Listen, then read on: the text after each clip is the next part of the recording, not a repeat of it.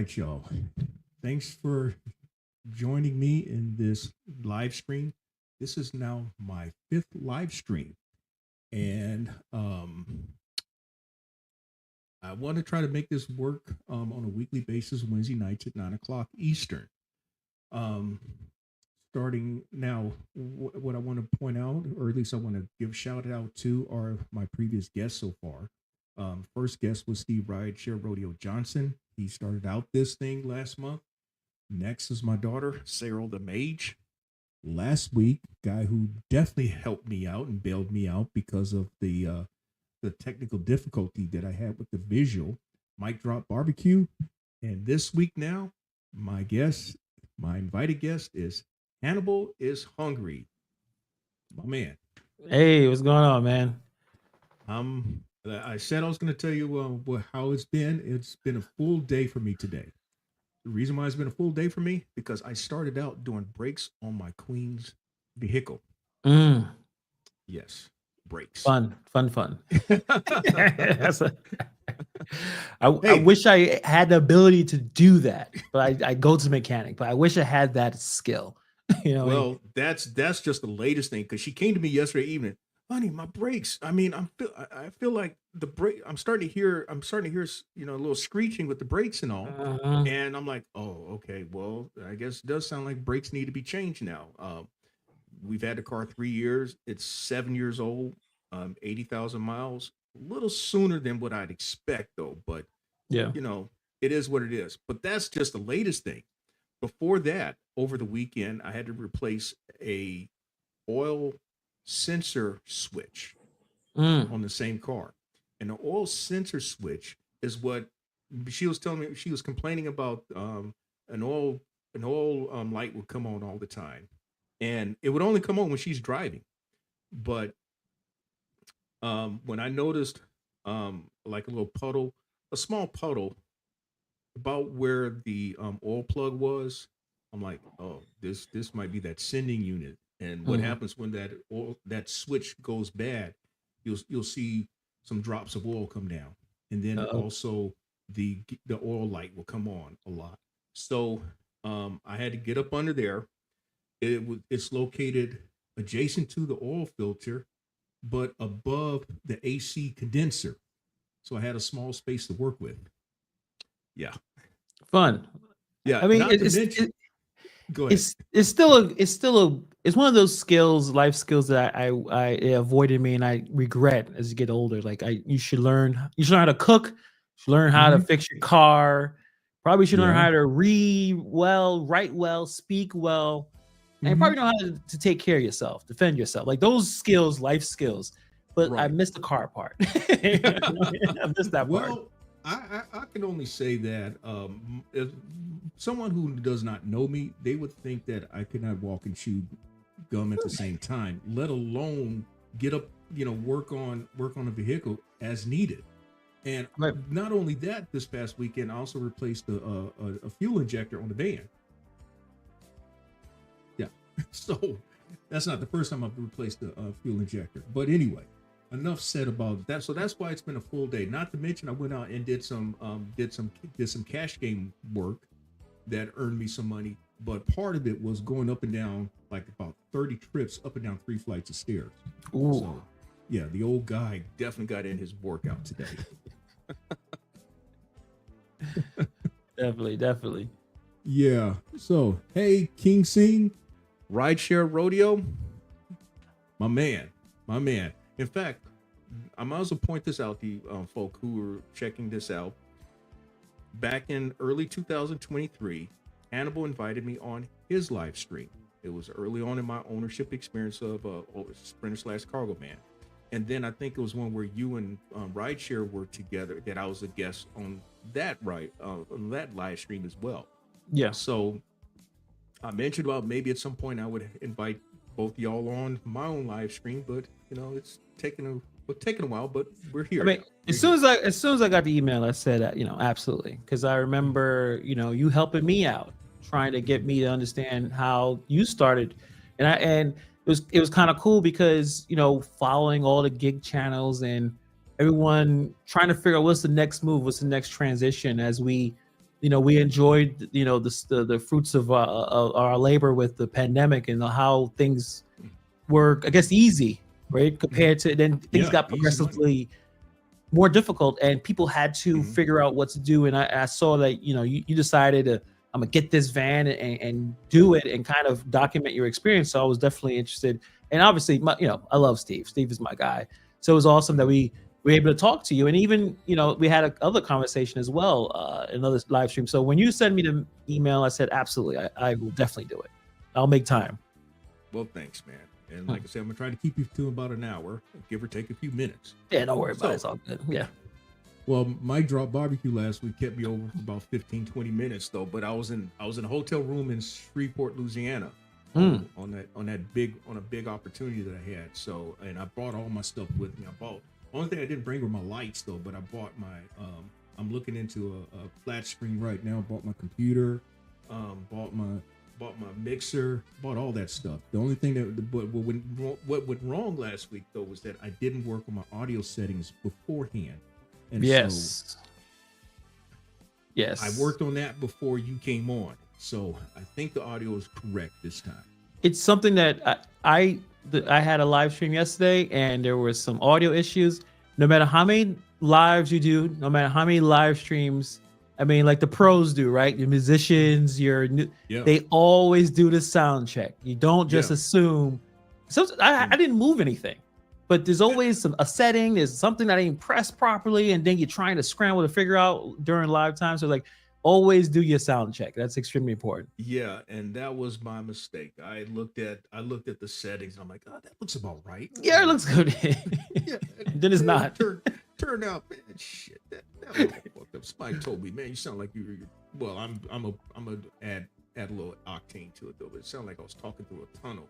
And Mm. and then the post live stream autopsy, I'm like, oh shit, it didn't sound right. And so I posted an apology to everybody about the visual issue, and then with the audio. Yeah. So hopefully we get it right this time. You Question. said you sound good to me, so I think we're Yeah. good. King Singh has a question to start a cargo van business. Does the year matter? Hopefully I read that. Does the year matter? All right, I'm going to answer that question. Does the year matter in terms of 2025, the time of year? All right, I started actually. Now, first of all, let me answer it this way. I don't like to use the term cargo van business because your van is the vehicle by which you conduct your business. And what you do is like delivery and transport, or you may use your van to do repair work, mobile repair. I've seen mobile dog grooming, um, mobile barbershop, mobile tire repair. I've Car seen, wash, car yeah, wash, car tons of wash. them over here. Right. Tons of car washers. Yeah. So the van is merely the vehicle by which you're going to conduct your business. If you've checked out my channel, what I've talked more about now is the emphasis of delivery and transport because that's primarily what I do. So what time of year does it matter?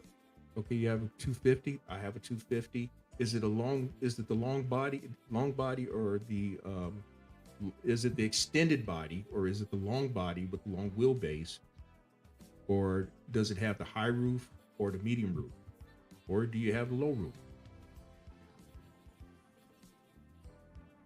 2006 E250. Oh, okay, you got that. Okay, you've got the cargo van, and the cargo van is the box shaped one. Mhm. But that doesn't matter. So what I was going to share is that I actually completed a purchase of a van December 16, 2022. So and then I had my first opportunities the next day, December 17, where I went up to Charlotte and did a couple of catering deliveries. So the time of year really doesn't matter. If I'm answering your question correctly, the time of year really doesn't matter. It's what you do with um, it's what you do with what you got that really matters. I would recommend that you try to use you in transitioning to things. Hopefully, you're on gig apps. Now, 2 years ago when I started, folk were giving me a lot of grief about you big fucking dummy, you old asshole. You shouldn't. You're wasting your time. I mean, Hannibal, you saw some of the stuff that was said. I mean, I took a lot of rocks, arrows. But that's what happens when you are one of the first to do something. I think Mm-hmm. with 2022, the apps were still strong enough where Mm-hmm. people were able to make the amount of money they wanted to make. So anyone doing anything different or more difficult, because purchasing, they say purchasing that van for a business expense and understanding where you're going to go is more difficult than turning on the app. And I think people get scared of things that is going to take a lot of effort and time. Right. And that's why I like the fact that you were able to document, like you didn't just start making, the kind of money you wanted right out the gate. You were learning. And I think even you kind of realized that you brought it and then kind of learned on the go. I did. And I don't know a lot of people would do, or I don't know, you would recommend someone else necessarily to do that, but that's how you roll. You was like, I'm going to do it. I'm going to learn and I'm going to talk about it as it goes along. So I think, but now how everything is going, I still check out the a lot of the channels. I check out Mike Barbecue and, obviously Steve Rideshare Rodeo. I still check out some of the Rideshare Professor, some of the, even, Nugs, even for comedy in terms of that Pedro. Like I still check out the channel just to see what's going on. And it's I would say it's probably more, I would say more negative than positive. Aaron's gigs, like there's still issues. Right. In terms of obviously Walmart Spark. Mm-hmm. People, the identity issues, people don't know who they are or who they say they are. That happens here in New York City all the time. I am always getting, when I order something, there's, I would say 50-50 chance that the person that's going to show up is the person that actually the picture is on the thing. Right. So it's like those are the issues that you have to deal with when you're in the gig economy in general. Well, I'm going to throw this out there since the question was asked from King Singh. Rideshare Rodeo said it might also matter where you live, climate, weather, and absolutely, as the business changes in the 4 seasons. So just keep that in consideration. I guess I mentioned about maybe the time of year doesn't matter because I'm in South Carolina. I mean, today was 72 degrees. Oh, so, that's a beautiful, man. I don't have that at all. It's supposed to be 60 tomorrow. So what's and then it's supposed to get down into the 40s by the weekend, and there's gonna be some sick people because you go from one end to the other. Yeah. So that's one of the I guess the perils of being here in the South, though. One day you might be 75 degrees, the next day you may be 35 degrees, at least this time of the year. So that leads me, Hannibal, to I wanted to know just how active are you these days with the gig economy? Just what are you doing? Are you still active on apps? I'm extremely active. So I don't necessarily do the food delivery or ride share, but I do I still do dog walking. I still do the Rover, pet boarding stuff. So Rover is still strong. I still get comments on those videos because I kept many of the gig videos on the channel. And I still get questions, and I'm thinking like maybe I should make a different channel, or maybe I should just make a video. I think now I've made a video about Rover. A lot of people are like, "This is not about Tiffany Harry. What the hell is this Rover? What is Rover?" And, it's like but yeah, holiday season. I'm extremely busy. I spend the entire day on the road. Either I'm walking a dog or I'm transporting a dog to either hang out at my house for a while. So, Rover is still my bread and butter. It's what kept me from not getting a W-2. I've been on it since 2018. The only time I stopped due to the lockdowns, and that's how signed up for Uber Eats and signed up for DoorDash and making a YouTube channel talking about it. That's how it started. If that didn't happen, I would have been still taking care of dogs. So I still take care of dogs. I work every day. Either video or taking care of a cat or a dog. I'm working every day. Now, I don't have like necessarily a schedule. So there's flexibility. There's times where a few hours where I can do something else or take a nap or hang out. I still have to take my son to school every day. Right. Sometimes, most of the time, I'm picking them up as well. So as long as I got those times to do, but yeah, I'm still in the gig economy. And I guess what helped, obviously, YouTube. So those are my two main jobs. It's making YouTube videos and still walking a dog, still taking care of a cat, still providing medicine, all that type of stuff. So Okay. So, if I may ask, what did you do, or what was your formal background? I've never asked you that question. I don't know if you've even really divulged that in recent months and years. yeah, I would say when I look about it now, I was just doing whatever. But I went to school. I went to school for psychology. I Okay. didn't finish. I probably should have. I was very close to finishing, and my 20s just goofing off, doing probably not the most productive stuff. But I Hmm. started to work at a no-kill shelter in Queens, and that time I wasn't very comfortable talking to new people. I rather deal with animals. So I kind of Hmm. just started doing that, from the no kill shelter to doing boardings, and then I worked at a place in Brooklyn, Red Hook, almost with Hmm. 20 years, or 20 years, Hmm. sorry, 10 years. And Okay. 2020 I got let go. I thought, I spent a lot of time online. I'm thinking about doing some online stuff, either promoting or marketing, because I was kind of looking at Hmm. email marketing, like I could help businesses Hmm. promote, and I also had Rover as the side thing. But then the pandemic just hit, couldn't do anything, and I signed up for Uber Eats because I was so bored. And uh, Uber Eats let me on at, I think it was sometime in July at 12:30 in the morning. And I Okay. looked at it. It said, "Hey, you can just start right now." And I immediately started. I went outside in the middle of the night. I'm in Brooklyn, so Turned everything on is the stuff turned on open. the app. Turned on the app I in turned it midnight. and I started and didn't know what I was doing, probably picking up terrible orders. I remember Hmm. talking to this one guy randomly. He was Hmm. he was bragging about how much he made. He was like, I make $1,000 a week. And I was like, it's pretty good. How Hmm. many hours you do? He's like 12 hours, 5 days. I'm like, yeah, that's a lot. That's a lot of hours. But he's on his own. He's doing, so that was my introduction into food Hmm. delivery, and then getting DoorDash, and then the Grubhub, and then learning how to make a video. I had no idea how to edit or shoot or do Right. anything with video until Hmm. I started watching YouTube videos. So that it just kind of build up to, I guess, where we are now. Right. Okay. So, um, interestingly, you said about uh, kind of this all really kind of took traction in 2020. What I Yeah, think about is the fact that you looked within and kind of did a personal assessment at what is it that you can offer, what is it that you can do, yeah, and those are some realities that we all face. I know yeah. that when I got the newspaper business back in 2000, I actually interviewed at a couple places. Didn't I passed on one, and then the other? Well, it is what it is. I've kind of described it actually in some one of my videos. But then my ex, or my my ex, my wife at the time, Yeah. told me about a car dealership that was known for making dudes who come in really need to make some money real fast. This is the place to go. They were open from 9 a.m. until midnight.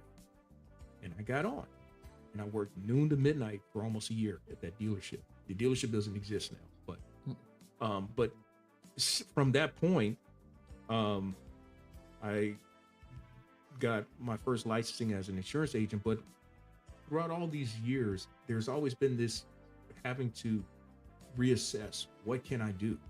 Hmm. What am I good at? And quite honestly, what I'm doing now, I could not have told you I'd be doing this 5 years ago, 10 Oh years yeah, ago, 15 years yeah. ago.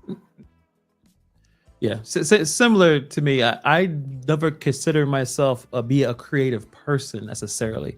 Hmm. For some reason, and I guess that's one of the I guess benefits. There's not a lot of benefits of the pandemic, but I was able to sit back and see what else, like I said, what else can I do, and just watching YouTube videos and figuring out, okay, I'm bored. I have nothing to do. I'm on Uber Eats. Hmm. I'm seeing $2.50 orders. I'm Oh annoyed man, about yeah, this. I want to yeah. make a video. And I just started making videos. And it's interesting. The Uh-huh. first video actually, it kind of gave me a little bit of I guess, inkling of maybe people care about this. Right. I think, many of us were pretty fortunate to start as gig work for our YouTube journey, because I think a lot of other topics, it's more difficult. I think Hmm. when we came in a couple of years back, people were looking for ways to make money. Either, like I said, they Yeah. were let go, they were laid off, fired, or didn't want to take the vaccine, whatever the issue was. But they were looking for ways, and that's how when I think about it, that's how I was able to pivot the channel a little bit, Hmm. because of a situation that I thought it was a good idea to make a video about a scam, basically. Someone looking to find people to give them their money. It promised them some wild returns, and it didn't work out.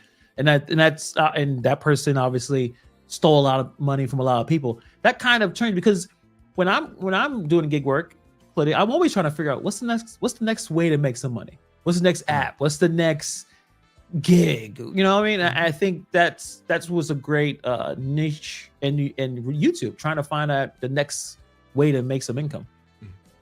Okay. Well, I'm not going to add with my stuff. What I want to do is ask you one other question that was gig related, because I noticed with some of your notes there, you mentioned about the Para app, and I know that you were in on the Para app along with Rideshare and a couple other folk. Yeah. Um, what is your knowledge of its current iteration, if it's still around? I know that like last year or 2 years ago, it went back and forth with DoorDash, because DoorDash is sending out cease and desist, but its main purpose was to help us make a more informed decision. Right. So, you have Yeah, any I knowledge? mean, I'll be honest, it's been a while. I mean, I don't Okay. know if Steve is still in the chat, if he's able to explain what's going on. I think they're still around. Mhm. Um, but there's a lot, there's so many different types of tools to use. Obviously, Gary Milton, he has, apps that Yeah, help. he's got. Like, Mhm. it's always good to have these to know what's going on, because there are tons of apps out there that can help obviously with your mileage and tracking stuff. Like a solo app is trying to benefit people with W-2 jobs and stuff like that, in terms of just tracking everything down, Mhm. especially for us 1099, or even where you get yourself get yourself a company LLC, or you want to you need the organization. At least for me, I need Okay. and I didn't have that. That's one of the lessons I've learned. You need to be organized about income, about how much you're spending, looking at your profits, your loss, and look at that P&L, and understanding what's happening every month. And those apps help. I mean, unless you can just do pen and paper, but most of us don't want to do the pen and paper Well, stuff. hey, I know actually, you. for the longest, that's how I did it. But what I will say is that recently I messed up, man. Uh, I use Excel spreadsheets, and what ended up happening is that somehow I overwrote the file that keeps up with my daily expenses. It's- Mm, and even not just that file, the backup file. So I'm having to yeah. reconstruct all that stuff now. So It, yeah, it's that's a lot of work. And yeah. like for me personally, I kind of finally buckled down and decided to go and find a company that can help me kind of pull all this stuff together, because Mhm. I just don't have the time. And also, it's hard for me to sit down and do anything that's not related to making a video. Right. Um, but I think it's called Cookie Finance. It's mostly for like content creators, but they help Mhm. you get your books together. They help you Mhm. during tax time. So I use them. Would you Mhm. stop? Dog scratching the door. But it you definitely need organization, especially if you're going to do this on your own and you're not Oh necessarily yeah, doing definitely. the W-2 thing. You want to be as organized as possible, especially about your money, knowing where your money is going, and whatever you're doing is making any sense, right? Like, I've Right. been working on this side hustle for 3 months. Is it giving me what I need, or do I need to move in and do something else differently? Well, I will say this much before we move on to really the main stuff now. Um, at some by this time next month, I will start doing my numbers. Well, it's going to be a little more work involved because what I mentioned about me overwriting files by mistake. But I it's going to be like really the about an 8 month stretch where I have to reconstruct. But I will start going over my numbers. I'll do the earnings and then the expenses. Yep. And by the time I get finished with all that, somewhere around late March, I will then transfer those numbers to the tax forms because I always pay. That's just me.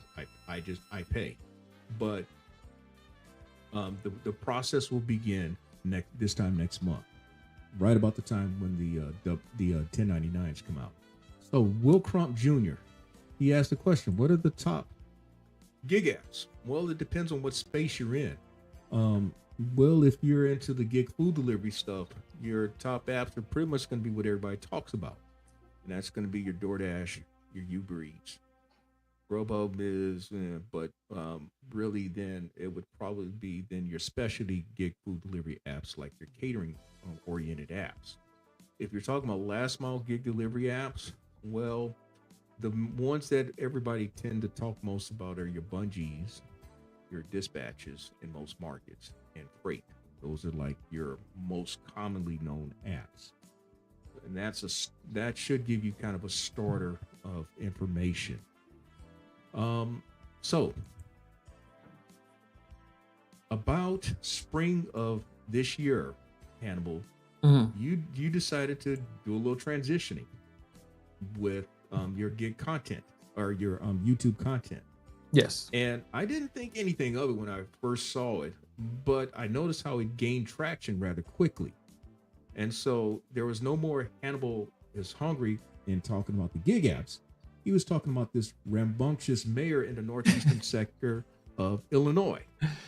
Yes. So how did you come across that content about your favorite mayor, Miss Tiffany Hayner? Well, I tell you, it was not. It took a long time of finding different topics to talk about because I felt that I realized that I wasn't doing DoorDash and Uber Eats. I wasn't putting in the same time I did before because I realized when my dog business started to come back to normal levels, I didn't necessarily need to go and try to run the car into the ground. Like I still got a 2010 Jeep, like I'm trying to hold on to that as much as possible. I'm actually considering another car, but I look at these used car prices and I'm like, where am I'm spending how much and it has this much miles on it? Like, and that's one thing I do. I spend a lot of time on YouTube. I watch car YouTubers.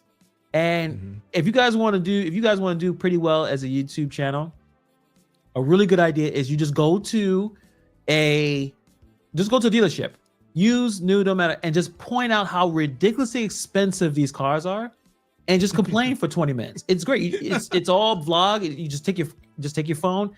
And I watch it all the time because I keep thinking, when are these prices are going to come down? But anyway, I'm ranting. But I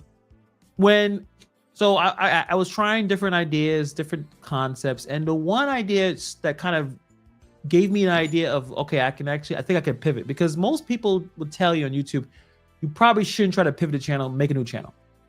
They say because the algorithm, the algorithm is trained for the kind of content you're putting out. So if you're putting out DoorDash all the time and you start talking about something different, YouTube does not know what to do with the video and it may not send it out. But I kept working with it because I saw some things that I realized, like, drama obviously sells and scams sell. So I was trying to figure it out. But the story that broke, at least gave me an idea that this was going to work, was not necessarily Tiffany Hayner yet, but it was a radio host, a DJ host in New York City. He hosted the Breakfast Club. His name is DJ Envy. It's a nationally syndicated radio show. He's a prominent figure in the hip hop culture. And he had a friend or some partner, right? He that was supposed to be some kind of expert in real estate investing, right? Leverage, and DJ Envy leveraged his platform to promote this nonsense. His name is Cesar Pena, and he basically was running a real estate Ponzi scheme. He was taking millions of dollars from investors with promises of high returns on these property deals. He was saying, "Hey, go to Paterson, New Jersey, and buy this." First of all, you probably shouldn't go to Patterson, New Jersey, but to buy these properties, and you're gonna get astronomical returns. And then people started giving Caesar Pena their life savings, and investors had significant losses, and they blamed DJ Envy because DJ Envy put this guy on his platform, nationally syndicated platform, and there's currently federal investigations going in. It's to see the full scope of the fraud. DJ Envy kind of stepped back and said, I lost some money too. I don't know what he was doing, that kind of thing. So that video actually did pretty well. And then I started to see, okay, if I can kind of fix this. And then I kind of fell into the mayor. I saw a video and I couldn't believe what I saw, because she was already around for about a year or two before I jumped in. And well, here's what I'm gonna do. I'm gonna put up one of these videos that you have. Sure. And you can kind of talk about that. Let me see here if I do this correct. Share screen. Okay. Rats. Let's see. Oh, I know what I need to do. Okay. Let's do it like this here. Hannibal. I apologize, man. I'm still learning this stuff. Yeah, you'll figure it out, man. We all go through it. Listen, I don't know if Steve is still here, but Steve he went through the growing pains too. Like, Steve, wrong button. Nope, Steve, don't do that. Police saying Councilman Bryant is facing charges of assault in the 3rd degree for. So this is not here, but this is a video I did recently. Telling NBC News in part, adding, Bryant has no business serving as a public official in our state. 1 month after that scandal, Mayor Newton was arrested on a harassing communication charge, allegedly using obscene language toward Bryant and his wife. Well, next time you call me a boy, I'm going to follow that and I'm going to hit you. Yeah. Okay. You ain't man enough to stand up to me, Won't call me a boy again. Or better yet, why don't you call me like you've been calling me? Carrot, Alabama. All right. Go. Listen, what I've learned, and maybe something that maybe I should have known before, but with Hainier in Dalton's a village of only 20,000 people. Tarrant City is a city in Alabama. Probably, I don't know how many people they have there. Probably not that many. Local government is so full of personal vendettas. I guess because it's so small, everyone knows each other. Yeah, and that's part of it. It's like it becomes a play, like a WWF match. Promos, everyone's talking about the other person who didn't do this, and it's so much corruption and handouts and kickbacks. And I live in New York City. I know, first of all, my mayor is indicted. Like, Eric Adams is indicted. Yes. Mm-hmm. So I kind of understand how a lot of politicians are corrupt, but it's just something that's even sadder that you have a community where you know each other, right? Everyone knows each other, and they still can't get along. They still can't figure out how to make this community, like in Dalton, 20,000 people in Dalton, and you have a mayor that is just, I would say for at least the one that we know, because she's all her allegations is allegations, and she's being investigated by the feds, but she is incompetent, just extremely. Just incompetent. She comes across rude. If she loves you, she loves you. She'll love bomb you. She'll tell you how much she loves you. But if you portray her in any way, the gloves come off. She's gonna find a way to fire you or remove you. She has restraining order cases, and people just believe that she is misusing her power and she has two positions. She has a Thornton Township supervisor, and township is basically, it's kind of like helping people with, if you struggle with money, they help with senior services. If you're struggling, if you can't afford certain things, they kind of help you deal with that. And then she's a mayor of Dalton, and doing both of these jobs, but she's making about $300,000 a year. She is just extremely divisive, and the public outbursts, and she always makes sure her hair is looking good. She makes sure that her clothes look good, and in this battle, it's people angry, emotional. It goes crazy. It's just crazy. All right, so here's the one. It's also titled as Chaos. I hate these doggone YouTube Since then, things. Hinyard filed multiple lawsuits against both. Oops. It sounded like the Yeah, I'm a.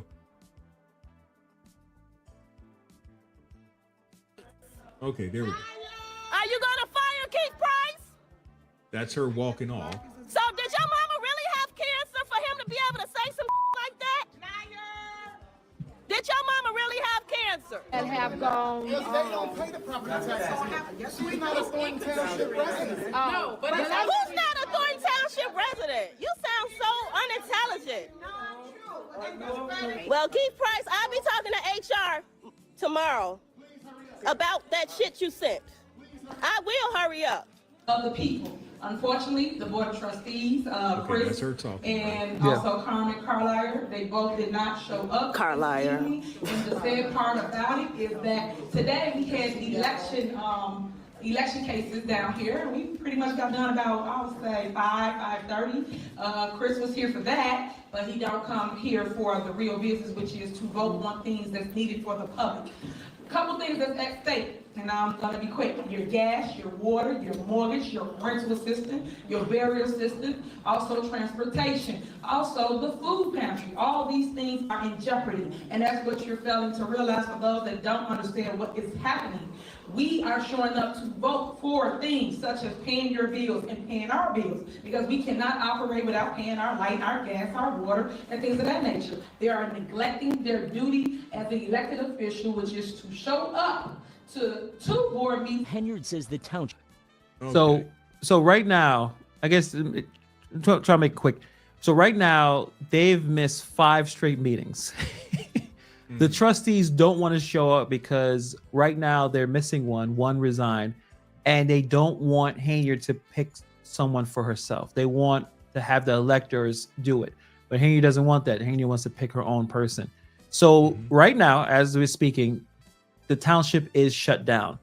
The problem is that they didn't pay their insurance. So there's no insurance, so they can't run anything. So people are out of a job right now. The township is closed.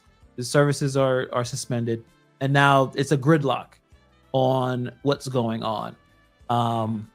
It does bring a lot of light to how crazy local government can get. That's the one thing I've kind of learned, and how politics is a blood sport. It's extremely divisive. Oh, yeah. And I've received so many emails from other cities across the country saying, look into this, checking out what's going on here.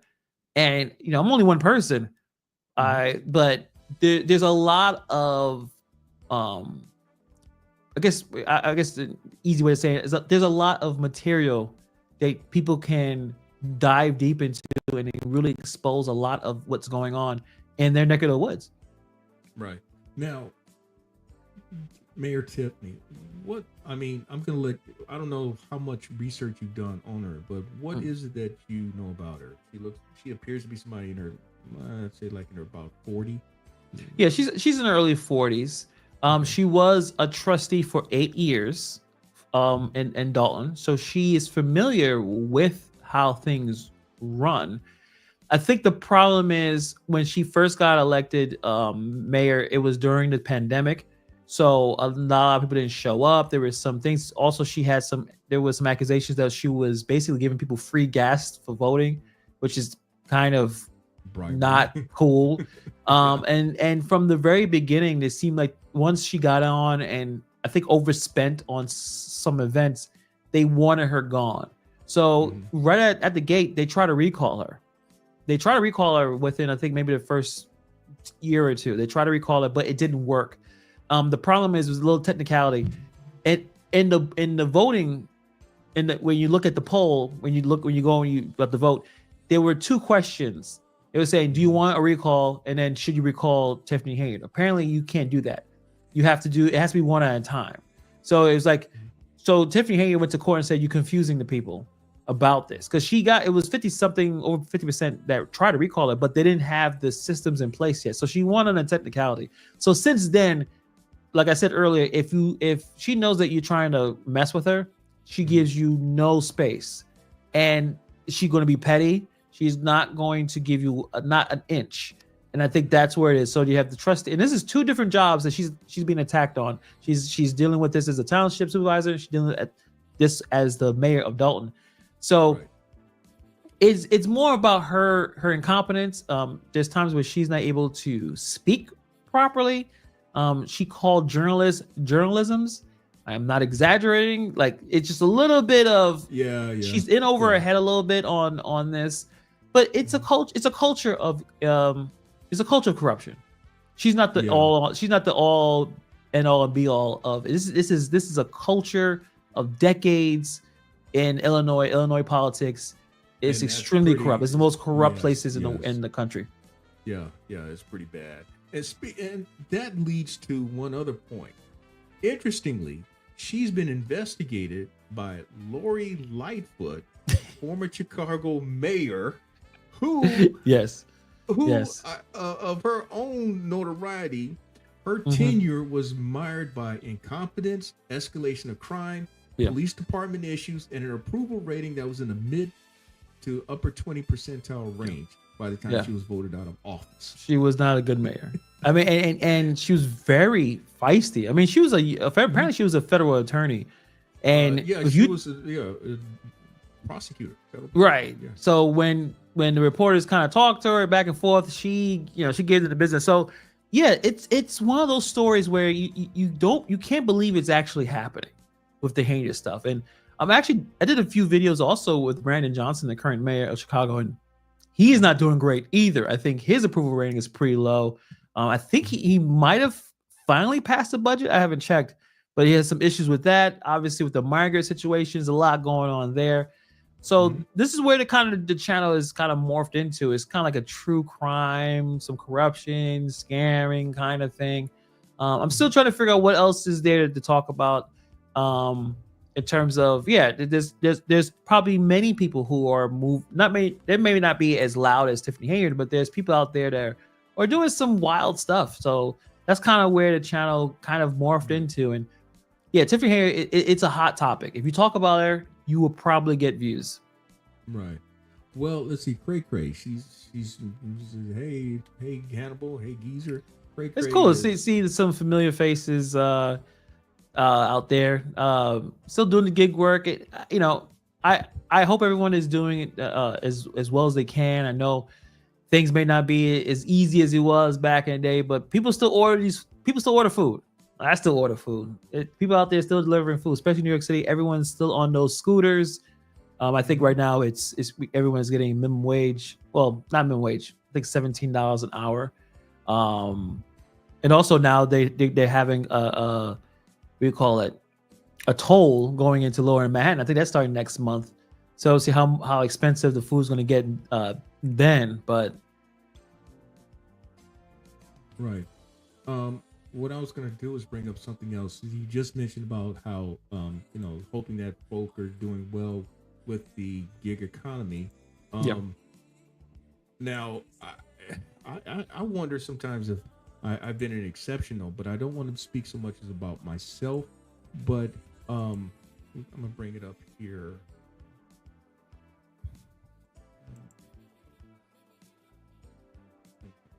Stop screen there. Present again. And this is an article that's from Business Insider. And it's talking about how gig drivers say their job is getting less profitable. There are a few other comparable options. And some drivers say that it's harder to make money. And I've talked about that throughout the year, how I noticed how the market has changed dramatically. Yeah. And one thing that I've kind of come to realize that if these apps are to remain viable, guess where they're going to make their first cut? Paying us. Now we talk about DoorDash. We talk about how they basically is pretty much you're working for the customer tip. That's pretty much what you're working for on the DoorDash app. absolutely. Yeah. Unless you live here and you're getting the $17 an hour, or you're or California. But yeah, you and that's something I never felt 100% comfortable with. I don't know if there's any other gig work that I could think of where you are receiving probably 50% of your income due to tips. I know there's you you could be working at a bar or a restaurant, but even then, at least that you're coming into that and it's that kind of situation. But when you're using your own vehicle, using your own tools to rely on the generosity of people, I never felt 100% comfortable with that, even though I do remember 2020, 2021 on DoorDash and doing so well. I remember in my mind, I thought, hey, maybe I could do this forever. The money is so easy, $10 an order. Like, hey, maybe I can really just deliver food forever. And what was interesting is that on some of the apps, like Grubhub, when it was still like it had. Grubhub was good too at one point. Yeah, Grubhub. When I first got on Grubhub in March 2020, there was a $10 minimum. Then it dropped to $9. Then it dropped to $8. The next thing you know, it was looking like DoorDash and Uber Eats. It was so. And even in my space with the delivery and transport, the last mile gig apps, or I'll throw in there Rideshare Rodeo. I actually commented on someone's channel this evening. He said, well, was it worth it for him to do a gig or a last mile delivery? It paid $105. The driving distance was less than 15 miles, but he was moving 1,500 pounds of stuff, mostly sheets of plywood and then some additional materials, 1,500 pounds.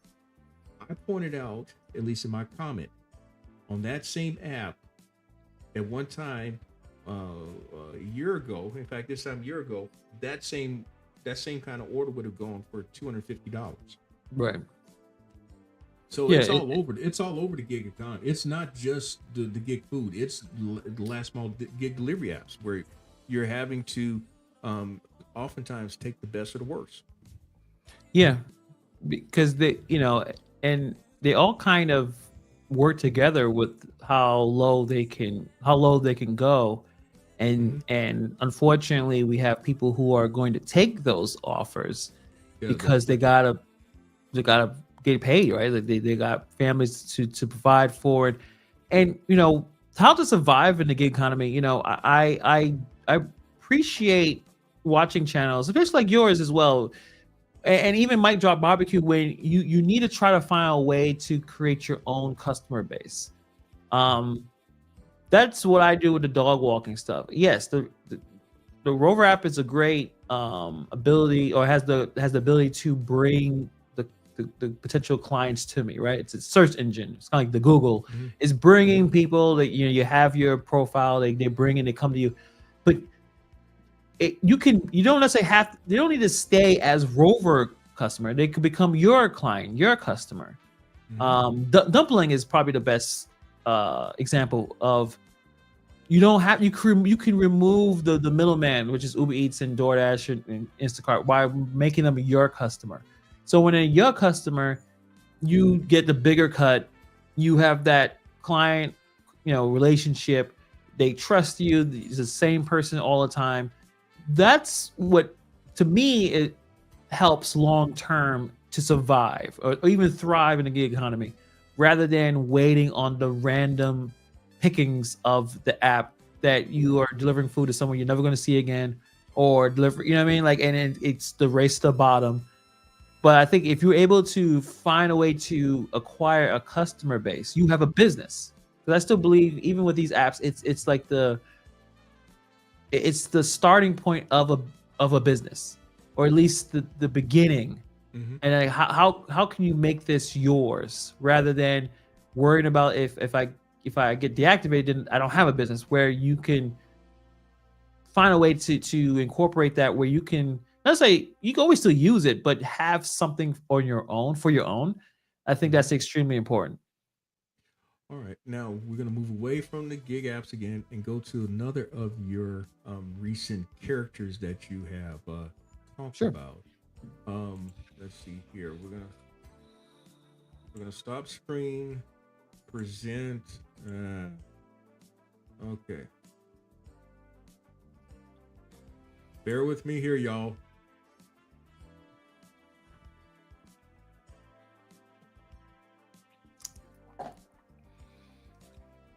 In Somali, they're stacking it with sequels, spin-offs, and an extended director's cut.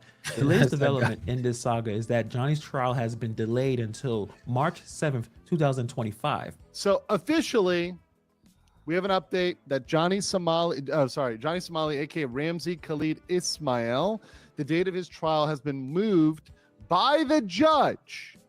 It has been moved from December 20th, which means there will be no trial on December 20th. Fine, I want to give it to the world. Is March 7th, 2025. Okay? March 7th, 2025. So we've got to wait almost 4 months? And this is a really All right, prank. this is the That character. prank that Johnny you thought was Somali. funny, that minor offense, Yeah. it can spiral into a life-ruining ordeal faster than you can say, I did not know that this was illegal. What happened to him? No, what is this guy doing? He's drinking soju and then throwing up. All right, that's the character, Johnny Somali. Yeah, I mean, I guess if you want to talk about certain gigs, right? Some gig apps, he's using the streaming apps to make money. So he's an online streamer, and he's infamous for basically controversial and extremely offensive behavior during live streams. Now the problem is, now you could probably do this goofy stuff here, right, in the US. But what makes him different is he's traveling to other parts of the world. He has traveled to Japan. I believe he's traveled to some other parts in Europe. And right now he's stuck in South Korea. And South Korea is not playing around with him. So he did this in Japan. I think he got banned eventually. But in South Korea, they basically told him you can't leave until this trial is obviously started and is over. They're not paying for him to stay. He has to pay on his own. So he's stuck there. He has to pay just to live there. And the problem is his antics has left his lead to a lot of bans on multiple streaming platforms. And the problem is you don't want to do goofy stuff outside of your country.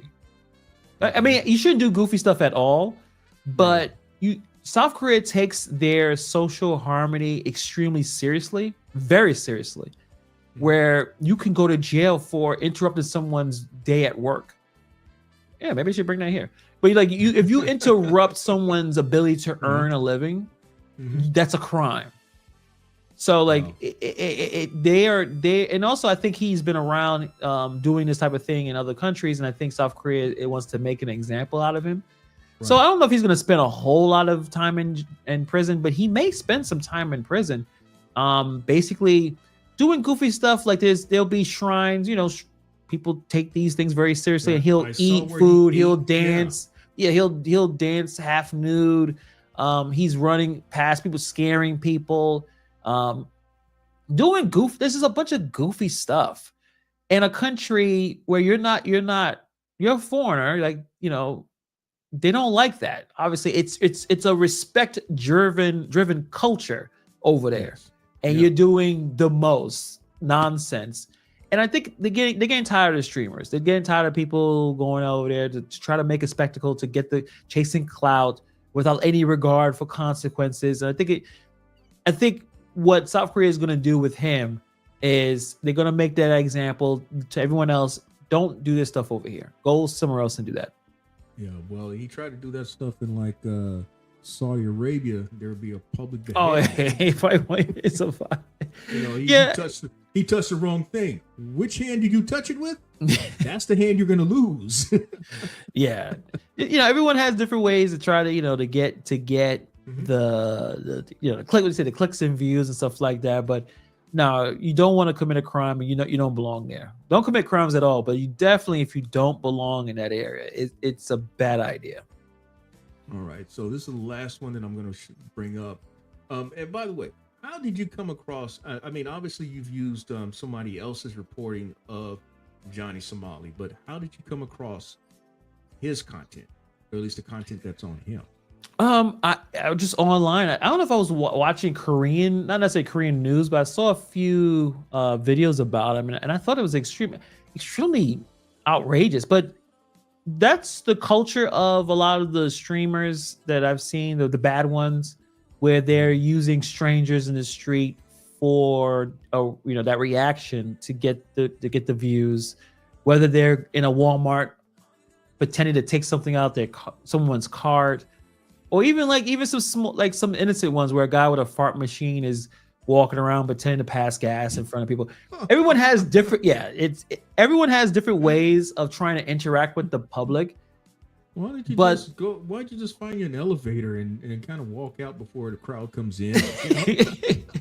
But so you could tell like there's people always looking to push the line, right? What is acceptable? Like, someone doing a fart machine. Okay, that's kind of funny, not pretty harmless, but it's always someone trying to take it to the next level. And I think that's what it is with some of these content creators.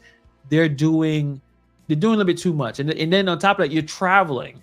You got a passport. You're going to a foreign land, and you're taking the bowl of ramen. You're pouring it on the floor. You're cursing. You're carrying on, and it just seems stupid. But that's what he wanted to do. The crazy thing about it is people actually look at this stuff. They look. It's a train wreck. Yeah, it's like you get when he does the most outrageous thing. So one of the things that he did was he went to a train station in South Korea, and played a message, and it was in Korean. I have a bomb on the train, and kept repeating it. He's walking by, and he's sorry, so he's saying sorry or whatever, because the chat is going crazy. He's probably getting a lot of money, but he's saying the most outrageous stuff to gain that kind of reaction, to gain that value. All right, this is the last one. And this is one that was the last thing I kind of made a note of. And I hate these things doing this. Oh, boy. All right. This one.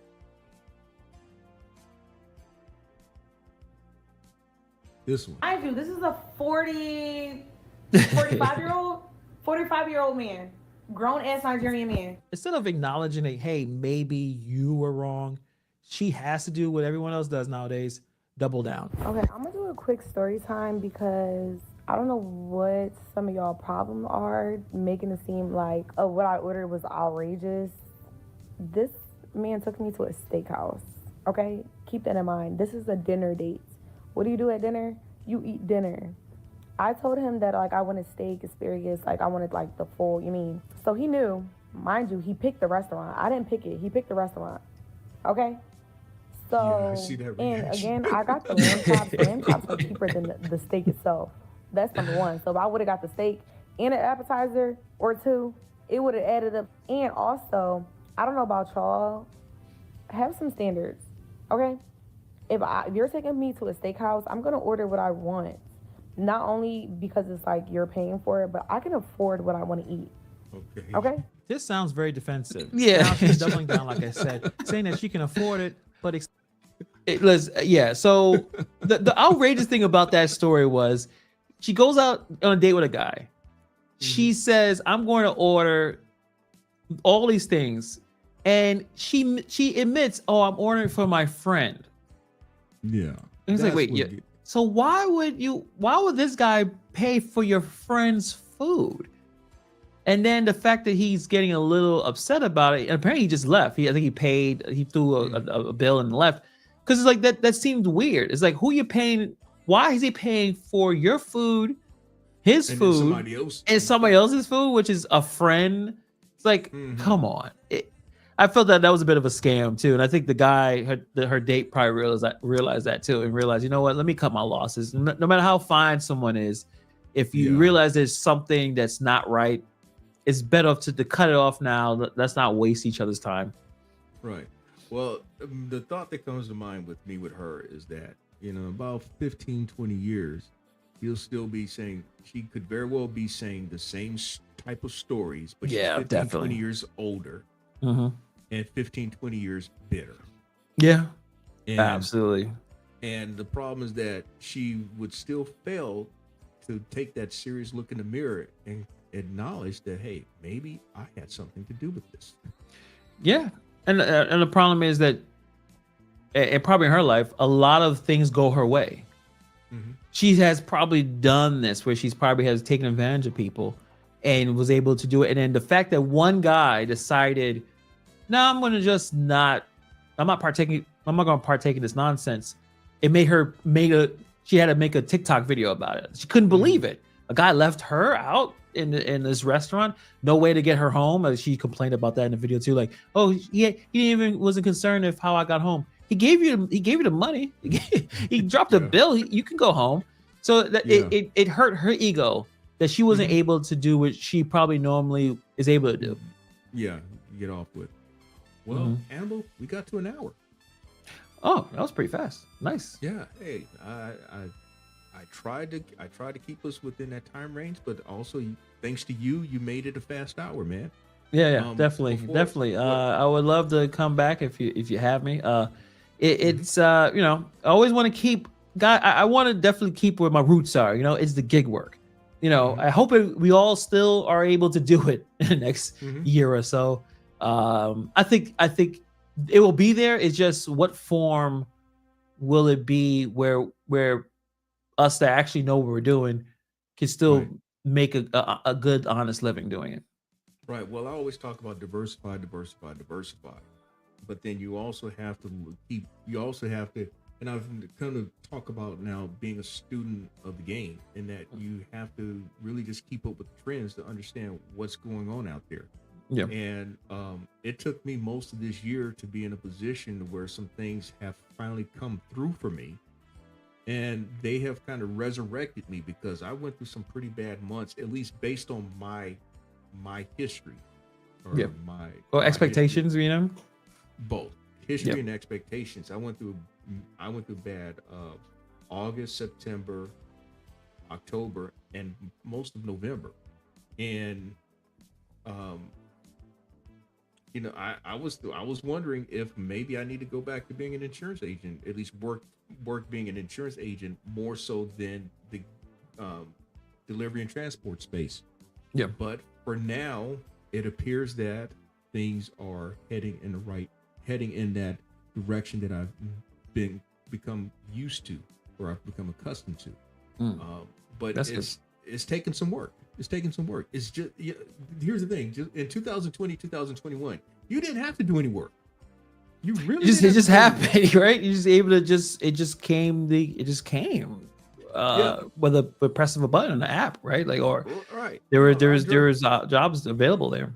I drove around the corner and I made $40. That was 2020, 2021.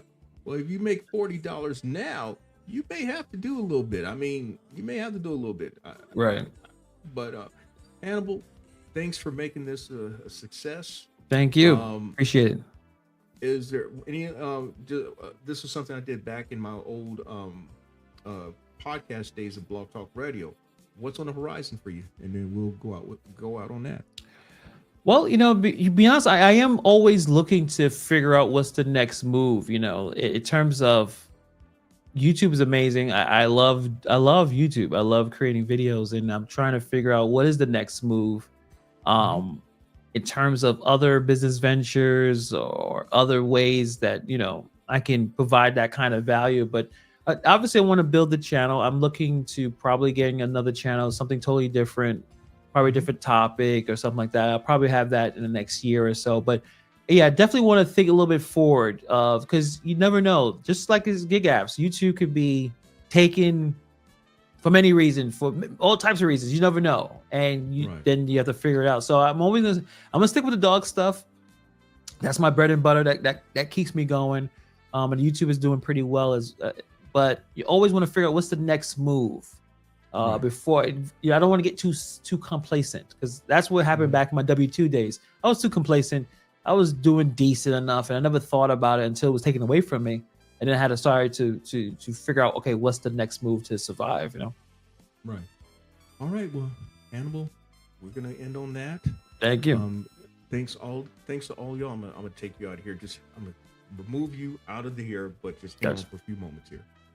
So y'all, thanks for hanging out with me on this particular segment of I'm Speaking.